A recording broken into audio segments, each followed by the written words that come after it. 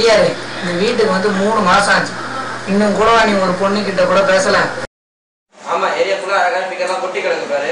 நானே வீடு வாங்கினதுல பாத்துட்டு ஒரு பொண்ணு கூட கணக்கு லட்சணமாவே இல்லை. ஏடா வீடு வாங்கியிருக்க?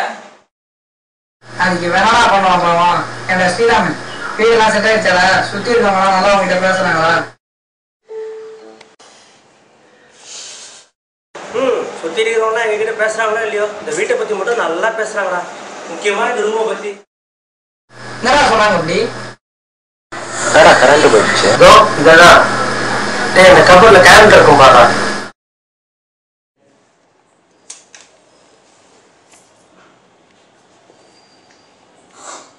இந்த வீட்டில் 1.5 வருஷத்துக்கு முன்னாடி ஒரு குடும்பம் இருந்துச்சான். அந்த ஃபேமிலியில் இருந்த பையன் லவ் பண்ணிட்டு இருந்தான். அந்த பையன் அவன் லவ்ல சின்சியராக தான்டா இருந்தான்.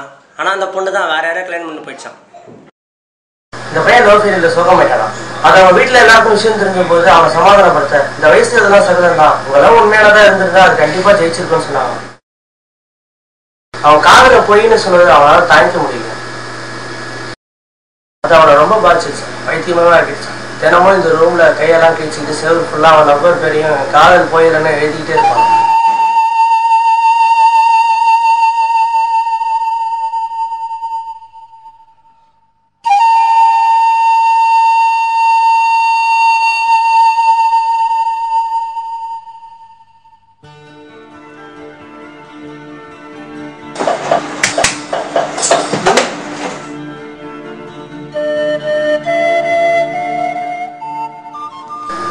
அதுக்கப்புறம் அவன் இந்த ரூம்குள்ளே அடைஞ்சிட்டு வந்தாங்க. யாரையுமே உள்ள விடுறதே கிடையாது. அவன் லவ் பத்தி தப்பா பேசிட்டு அவங்க அப்பா அம்மா வந்தா கூட அடிச்சிருவாங்க. ரத்தம் அவன் அளவுக்கு பிராண்டி விடுவான். ஒரு நாள் அவங்க அம்மா வந்து பார்க்கும்போது இந்த ரூம்லயே ரத்தம் வந்து செத்து கிடந்தாங்க.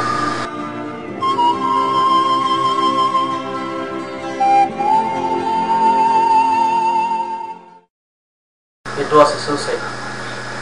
அப்புறம் அவன் காதலை பத்தி எழுதின இந்த செவத்துல இருந்து ரத்தமா வழியுமா. தலையில இருக்க ரத்த கரையை தொடச்சா கூட அடுத்த நாள் இந்த கரை அப்படியே.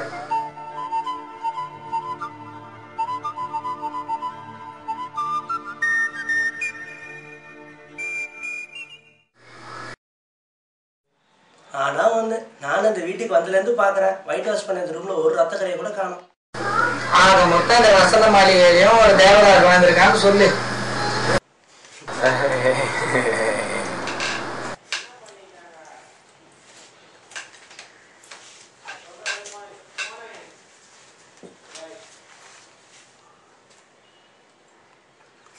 நீ சொல்ற அந்த தேவதாஸ்கர் உண்மையா இருந்தா இதுக்கு என்னடா சொல்றா பாப்போம்?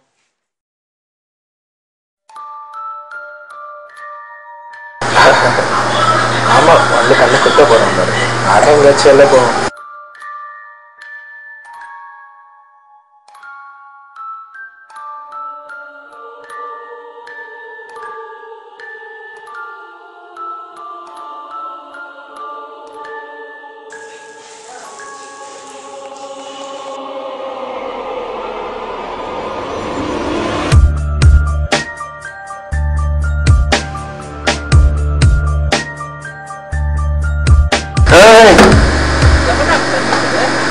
சாதாரணமாவே உனக்கு என்ன தெரியாது, இதுல நைட் வேற அதுல தடுக்கி வந்து போய் போ.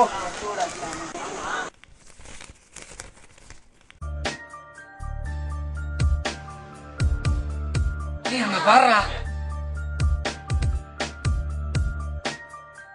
அங்கதான் எழுதிருக்கு பாரு. மொபைல் எடு.